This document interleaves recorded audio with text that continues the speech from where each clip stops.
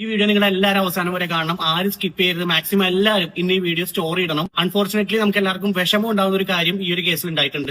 ഞാൻ അങ്ങനെ പറയാൻ വിചാരിച്ചിരുന്നു. ജന ഉറങ്ങിയെന്നായി ബസ്സിൽ നിന്നുള്ള ഒരു വീഡിയോ ഷെയർ ചെയ്ത് എന്താന്ന് വെച്ച് കഴിഞ്ഞാല് ഒരാള് മനഃപൂർവ്വം എന്റെ ശരീരത്തിൽ സ്പർശിക്കുന്ന ഒരു വീഡിയോ. അതൊരു ആക്സിഡന്റ് അല്ല.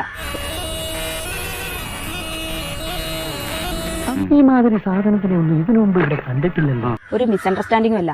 ഇത് മേജർ സൈക്കോളജിക്കൽ ഇഷ്യൂവും സെക്ഷൽ ബൗണ്ടറി വയലേഷനുമാണ്. കണ്ടറിയാം ഇവളൊക്കെ പുറമ്പോക്ക് കോളനിയാണെന്ന്. ആ ലെവലാദികള്. അതായത് കൺസെന്റ് ഇല്ലാതെ ഒരു മനുഷ്യന്റെ ശരീരത്തിൽ തൊടാന് ആർക്കാ അവകാശമുള്ളത്? സ്ത്രീ ആണെന്ന് എന്ത് തോന്നുന്ന ദിവസം പറയാൻ പാടില്ല. വെള്ളച്ചിലെടുക്കല്ലേ. അറിയാതെ അയാളൊന്ന് കൈതട്ടാം. വേണമെന്നുണ്ടെങ്കിൽ ബാക്കോട്ട് ഇറങ്ങിയേക്കാം. നിങ്ങൾ അതേ സ്ഥലത്ത് നിന്നിട്ട് തിരിഞ്ഞു നിന്നു നേരെ. അതായത് ഇങ്ങനെ സൈഡിൽ ഇരുന്ന് നിന്ന നിങ്ങൾ ഇങ്ങോട്ട് നിന്നു. അതെന്തിനായിരുന്നു? ഇവളുണ്ടല്ലോ 10 രൂപ കൊടുക്കാന്ന് പറഞ്ഞ പൂരപ്പറമ്പിൽ പബ്ലിക് ആയിട്ടിരുന്ന് മൂത്രമൊഴിക്കുന്ന കക്ഷിയാ. ഈ വീഡിയോ ഓൺ ആക്കിയത് അയാൾ കണ്ടിട്ടുണ്ട്. അയാൾ അത് കണ്ടുകൊണ്ടിരിക്കെ തന്നെ അയാൾ കുറച്ചു നേരം അങ്ങനെ നിന്നു. വേറെ കുഴപ്പമൊന്നുമില്ല. കുറച്ച് പ്രായത്തിന് മൂത്താണെന്നൊന്നും ഞാൻ നോക്കില്ല. തിളച്ച പാലെടുത്ത് മോന്തൊക്കെ ഒഴിക്കും ഞാൻ. കുറച്ച് കഴിഞ്ഞപ്പോ അയാൾ അത് പിന്നെ റിപ്പീറ്റ് ചെയ്തുകൊണ്ടിരിക്കുക. അതിന് എന്താ മനസ്സിലാക്കുന്നത്?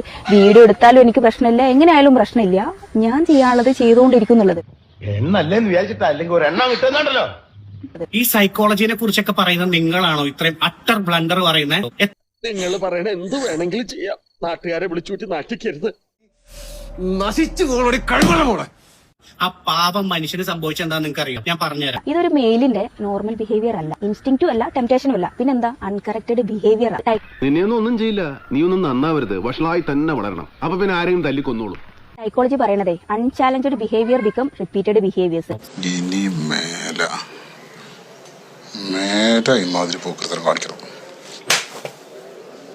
സൈക്കോളജി പറയുന്നത് എന്താന്നുള്ളത് എനിക്കിപ്പോ പറയാൻ താല്പര്യമില്ല. പക്ഷെ നമ്മുടെ ഇന്ത്യൻ നിയമം പറയുന്ന കുറച്ച് കാര്യങ്ങളുണ്ട്. അതെന്താന്നുള്ളത് നിങ്ങൾക്ക് അധികം വൈകാതെ മനസ്സിലാവും. സജി വീട്ടിൽ തന്നെ ഇരുന്നാ മതി. നീ പുറത്തോട്ടൊന്നും ഇറങ്ങാൻ നിക്കണ്ടാട്ടാ. ഈ വീഡിയോ കണ്ടിരിക്കുന്ന എല്ലാവരോടും പിന്നെ ആ സൈക്കോളജി ചേച്ചിയുടെ അടുത്ത് കൂടി പറയണം. ആ മനുഷ്യൻ ഇന്നലെ ആത്മഹത്യ ചെയ്തു.